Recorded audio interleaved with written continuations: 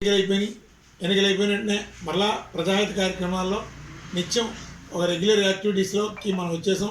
అనేక సమస్యల మీద మనం ఈరోజు స్పందిస్తున్నాం. అలాగే మన వారాంతర సమావేశాలు కూడా నిర్వహించుకుంటున్నాం. ప్రజల్లో ఏంటంటే ఓట్లు ఈరోజు ఓటర్లు వేసుకున్నారో ఈవీఎంలో ఆటోమేటిక్ ప్రోగ్రామ్ ద్వారా వాటికి అవి వేసుకున్నాయో అర్థం కాని పరిస్థితుల్లో ఉన్నాయి.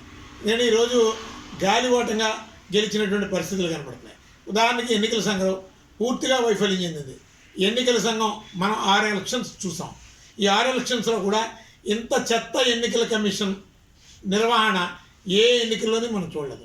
ఉదాహరణకు ఒకటే, మనకి గ్లాస్ గుర్తు పార్లమెంట్కి ఇచ్చారు.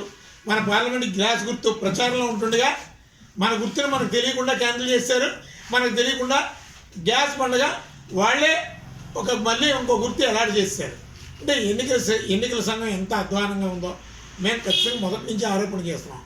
మా పార్లమెంటు గుర్తుని ఉద్దేశపూర్వకంగా అధికార దుర్వినియోగంతో ఘోరమైనటువంటి తప్పిదం జరిగింది. ఖచ్చితంగా దాని మీద న్యాయ ప్రక్రియని ఆలోచన చేస్తున్నాం. ఖచ్చితంగా దాని మీద చర్యలు అయితే తీసుకుంటాం, న్యాయపరమైన చర్యలు. అంటే ఈరోజు ఎలక్షన్స్ ఎందుకు జరుగుతున్నాయి? ఏదో తూతుమంత్రంగా ప్రజలు ఒక సిస్టమ్ నడపాలి అనే ఉద్దేశంతో నడుపుతున్నాయి. కానీ ఎవరు ఏం జరుగుతుందో అడిగేటటువంటి వాడు లేడు. దాని మీద మానిటరింగ్ అథారిటీ లేదు. అలాగే న్యాయపరమైనటువంటి పోరాటానికి విలువ లేకుండా పోయింది. చట్టపరమైనటువంటి పోరాటం అసలు లేదు. ఇక్కడ చట్టం ముసుగులోనే ఉంటుంది. అందుకని ప్రజల్లో ఒక చైతన్యం వచ్చినా ఏది వచ్చినా ఉపయోగం లేనటువంటి పరిస్థితుల్లో ఉంటున్నా. ఓటుకే విలువ లేకుండా పోయింది. అలాగే ఈవీఎంలు ఏ విధంగా ట్యాంపరింగ్ జరుగుతున్నాయి అనేది సోషల్ మీడియాలో అనేక పరిస్థితుల్లో ఎక్స్ప్లెయిన్ చేస్తున్నారు. కొంతమంది అయితే ఎలక్షన్ కమిషన్తో ఛాలెంజ్ చేస్తున్నారు. ఇలాంటి పరిస్థితుల్లో మనకి ఎలక్షన్ జరిగింది. జగన్ ఓడిపోయాడు, చంద్రబాబు నాయుడు గెలిచాడు. అలా చంద్రబాబు నాయుడు గెలవడానికి అర్హతలు ఏంటి? జగన్ ఓడిపోవడానికి అర్హతలు ఏంటి?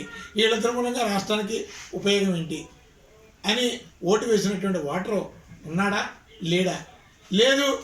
ఆ విధమైనటువంటి ఆలోచనతో పని లేకుండానే ఈవీఎంలే ఓట్లు వేసుకున్నాయా అనేటటువంటి ఒక అనుమానం ఈరోజు ప్రజల్లో ఉంది. కానీ ఖచ్చితంగా ఇదొక విప్లవాత్మకమైనటువంటి తిరుగుబాటు అయితే ఈ భారతదేశంలో రావాలి. ఈ మోదీ మూలంగా ఆంధ్రప్రదేశ్కి చాలా ప్రమాదకరమైన పరిస్థితులు వస్తాయి. అలాగే చంద్రబాబు నాయుడు కానీ ఇతర ఏ ఎంపీ అయినా సరే బాంచందర అంటూ అక్కడ బానిసల్లా బ్రతకడం తప్ప ఈ నా ఆంధ్రప్రదేశ్కి ఇది కావాలి అని అడిగేటటువంటి వాళ్ళు లేరు. నా రాష్ట్రానికి ప్రత్యేక హోదా కావాలి, విభజన హామీలు కావాలి, అలాగే పోలవరం ప్రాజెక్టు కావాలి, అలాగే ప్రైవేటైజేషన్ ఆపాలి అని అడిగేటటువంటి దమ్మున్నటువంటి నాయకుడు ఈ ఆంధ్రప్రదేశ్లో ఒక్కడైనా గెలిచాడా? పోనీ ఆ పార్టీల నుంచి అడిగేటటువంటి పార్టీ నాయకులు ఎవరైనా ఉన్నారా? ఏమీ లేవు. అందుకని ఆంధ్రప్రదేశ్ మరోసారి మోసపోతుందని ఈ సందర్భంగా తెలియజేస్తూ రాష్ట్రీయ ప్రజా కాంగ్రెస్ పార్టీ ఆంధ్రప్రదేశ్ని ఒక గొప్ప ఉన్నత స్థానానికి తీసుకెళ్ళే ప్రధాన లక్ష్యంగా ఒక విప్లవాత్మక చైతన్యంతో కూడినటువంటి తిరుగుబాటుని రాష్ట్రీయ ప్రజా కాంగ్రెస్ పార్టీ తీసుకొస్తుంది. ఖచ్చితంగా ఆంధ్రప్రదేశ్కి బంగారు భవిష్యత్తు రాష్ట్రీయ ప్రజా కాంగ్రెస్ పార్టీతోనే సాధ్యమని ఈ సందర్భంగా తెలియజేస్తూ సెలవు.